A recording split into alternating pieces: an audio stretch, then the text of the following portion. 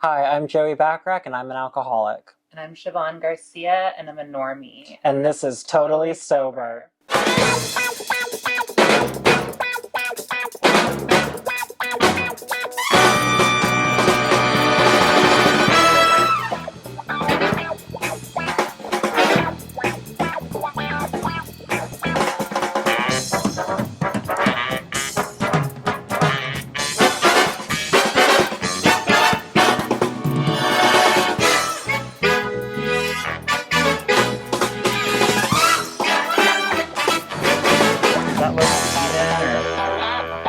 Should I hide my water?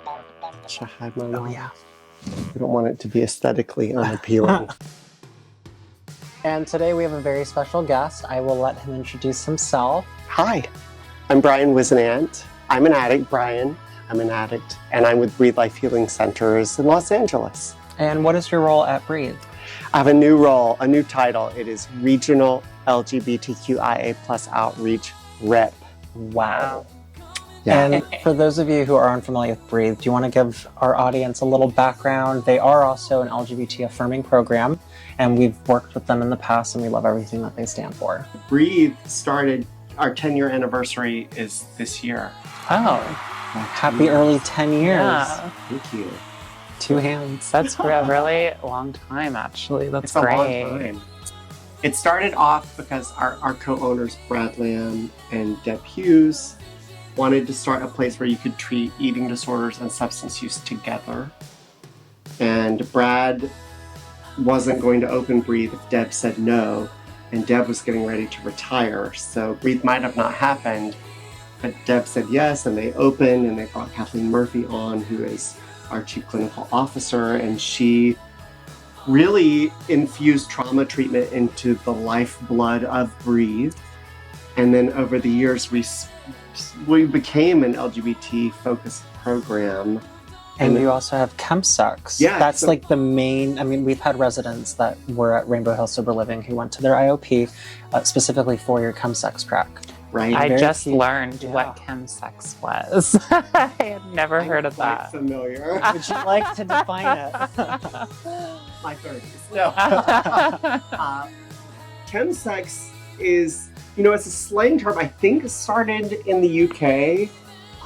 Sexualized drug use is chemsex. So here, the way I talk about it at Breathe, I mean, we mostly see gay men, crystal meth, and sexual compulsivity.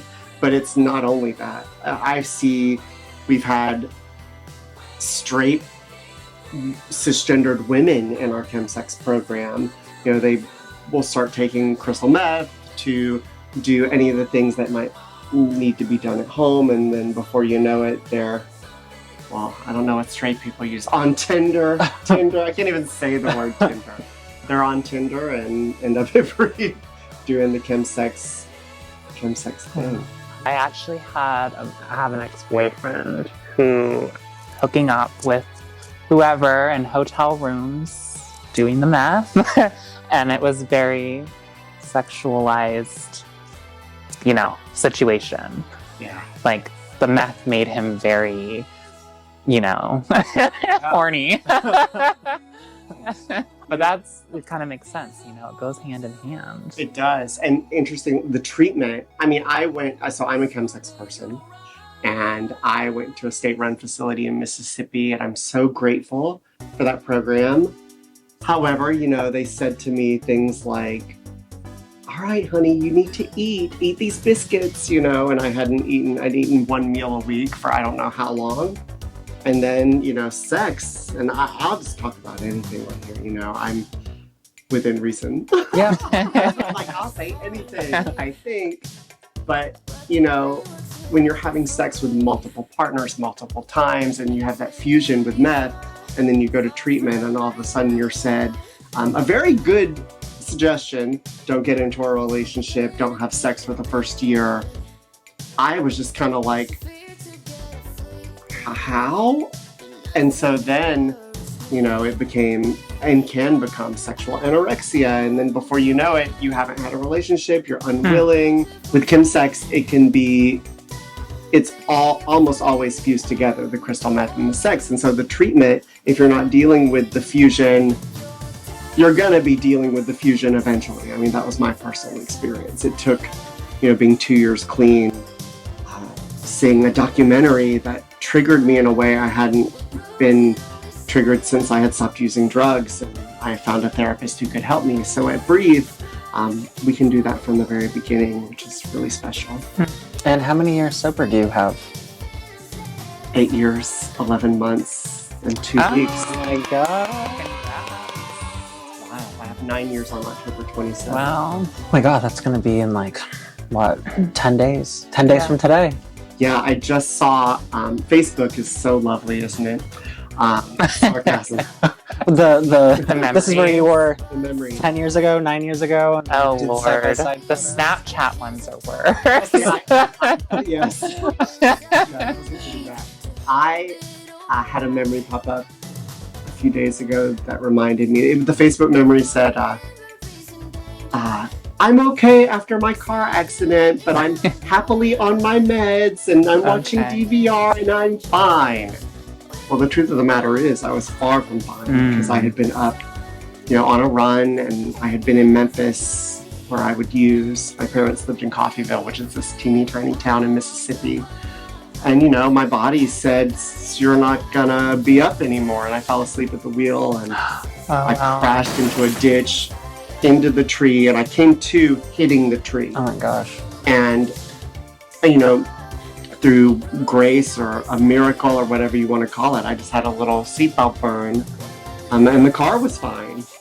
But that was really the beginning of the surrender, and that would have been 9 years ago, just a couple of days ago. I can't even believe it. It feels like yesterday and a million years ago. And you've accomplished so much in that time, and you just wrapped up, and your movie's coming out that I've been following on Facebook. It's called Wrath Mercy. Yeah. So Wrath Have Mercy? Wrath Mercy. Wrath Mercy. Okay. Yeah. Well, we have to watch it I here. do. Oh Have my a God. little streaming party. Yeah. That would be incredible. We've actually been showing it in small settings because I'm submitting it to film festivals, and you can't have a premiere because they won't show it. So we've been having little private screenings for some industry professionals. I'm getting my worlds collided. Treatment professionals. Treatment professionals. And it's been incredible. Yeah, it's a dream come true. I've wanted to make this movie. So it's about a gay crystal meth addict from the South who experiences significant trauma. Sounds very familiar if you know me at all. Are you referring to yourself? It's based on a play, but my life is infused in the story. And it's a supernatural mystery as well, because I wanted an entryway into what it's like for a crystal meth addict. That would be entertaining, educational, many things at once. And so... Did you write it? The did movie? write it. Did you produce? I did. Did you direct? I did. Oh, wow. We have. And I edited. Were you? Oh my Did you act in it? No, it was originally... I wanted to act in it because I saw the play, and I'm going to age myself, in 1998, many years ago. And I had always wanted to make it for myself as an actor because I used to be an actor, and I guess I still am an actor. But over the years, I aged out, I guess you could say. And so I wanted to tell the story of someone young. I don't know why now that I'm saying all this out loud. I don't know why I wanted to do that, but I don't know. I really wanted to give him an abundance of hope, which I guess, I'm proving against my own point as a 47-year-old who is... Well, now you just aged yourself. You still have a long life ahead. It's only 47, you said? That's not that. 47 That's young. That is, when you're gay, that's probably, you live forever. That's right. Right? That's what I've heard. The unicorn boy. Yeah. With a sprinkle of glitter. Yeah. And no more drugs. Mm-mm. That'll keep you young. Yes. It will. It really will. Wow. And then, do you have any questions for us? Oh my gosh, questions for We're an you. open book. This is your first time meeting Siobhan. I'm pretty open. I just told you about my ex-boyfriend who smoked meth in a hotel room. Yeah. So you're a normie. How did you enter this world? Well, that's a good question, I guess. I guess I don't know. I met Joey and Andrew 5 years ago and knew they were sober, and we would still go out and party, and they'd see me party, and it would just be kind of like normal, I guess. And I never really thought much about how it affected them. And I've recently learned that they're fine. Like, they can go and hang out with people who party and not feel triggered, and that's amazing. But they asked me to, come here and work for them, and I was like, that's great. I would love to be involved in what they do here for like the community and everything, and I feel comfortable here, and I think everything that we do here just really just hit something, And also I have family who struggles with addiction as well. So it's like we weren't able to help them. Maybe I can help somebody else and just be like a friendly face here at least. So, yeah. And all certainly love her. I bet. Yeah, I mean, I love you. her. Oh, thank you. We love Siobhan.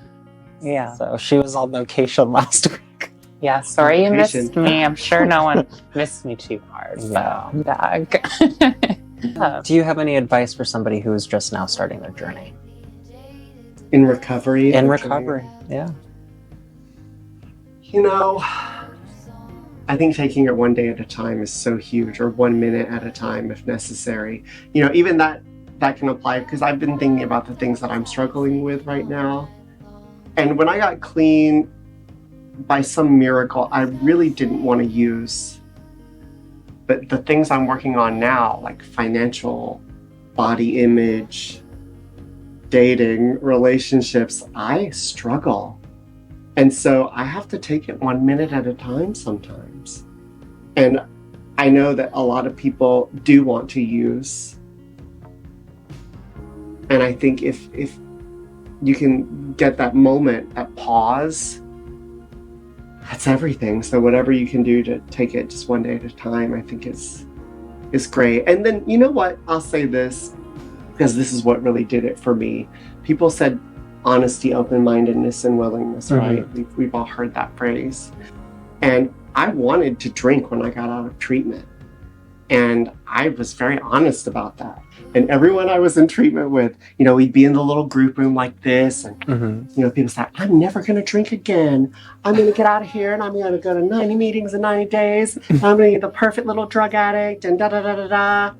Then we go upstairs and they'd be like, I can't wait to smoke weed. And I don't know why I'm doing this. Like, redneck post. I can't wait to smoke weed. I can't wait to drink. And I said, but you just sat down there and told them, well, I got to tell them what they want to hear. That was not me. I was in that group room and I said, I'm drinking when I get out of here. I want to drink. And I think that honesty is why I'm alive. Because somewhere along the way, by being honest, I opened the door for that therapeutic value that we talk about in 12-step at least. I think we talk about it elsewhere, but the therapeutic value of one addict or one alcoholic helping another. And by getting honest and opening the door to that, people heard what I said, and then they were available to me, a support staff person. And, people talking to you, you may be able to do more than a therapist can do. Or right. Joey, you never know, because the person who saved my life was the person who gave me meds. Like, I went to get my meds and I said, you did crystal meth, right? She's like, yeah. I said, why can I not drink? And she told me this story of, well, I thought I could drink wine. I said, oh my God, why can't I drink wine? I can smell it and tell you what it is. Why can't I drink it? Because I thought I was, sommelier or something. I was not that. But she said, I thought I could drink wine, and I did. One night I had wine with steak, and the world didn't fall apart. So then the next night I had 2 glasses of wine with my steak. The world didn't fall apart. And then the next night I did crystal meth. 2 weeks later I was cooking meth. A week later I was in jail.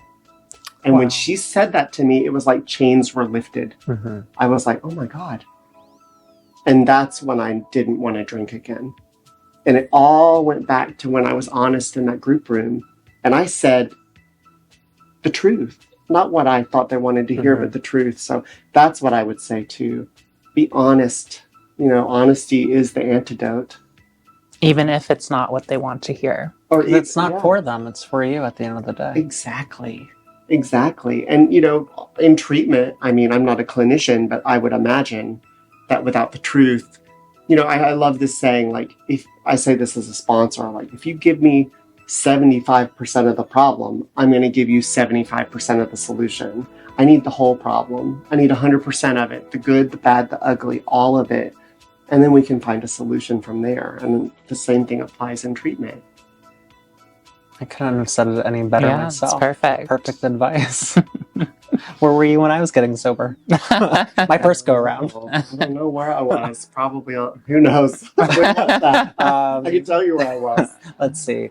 2015. So 2016. I was New clean. Year's. I would have been in 2016. Oh, funny you mentioned New Year's. New Year's, I was so scared to like go out on New Year's because every New Year's was a disaster for me. So my first New Year's was in treatment. My second New Year's was at an NA event. And I think in 2016, I actually like went out to like a restaurant and maybe to like dance. So who knows if you Possibly. yeah, we could have been, but I was in Mississippi. You probably weren't No, there. I was at the Abbey Oh, getting yeah. loaded. Oh yeah. Yeah, New Year's 2020. The good old Yeah, I think that's days, the the thing. Abbey. And you know something I want to do so badly? I never experienced the Abbey. I've been there for lunch. We just Oh, went you've there never for been lunch. there at night? I've never been at night, and I've always wanted to go dance. Well, So- it is a really fun place to dance. And that's where we met. And that's Was where the we Abbey. met, was the Abbey, yeah. But it is a completely different vibe from day to night, I will say. Yeah. I had the It's best fun, fried though. chicken there. I'm assuming no one's eating fried chicken at night. I'd be like, No, they "Can I do. get the chicken?" No, they do, and there's like a stripper like right above them. Fried chicken and strippers sounds great. Yeah. Sounds great to me. I just don't want to get like a plastic hair from like a drag queen in my yeah. and my spaghetti, but you know, it's a fun place where I just love it because it's not just for like queer people. It's like there's straight people. There's like it's a big mix of everything, which makes the Abbey amazing to me. Like it's the only club I went out to here. You know, like it was the only place I really enjoyed going.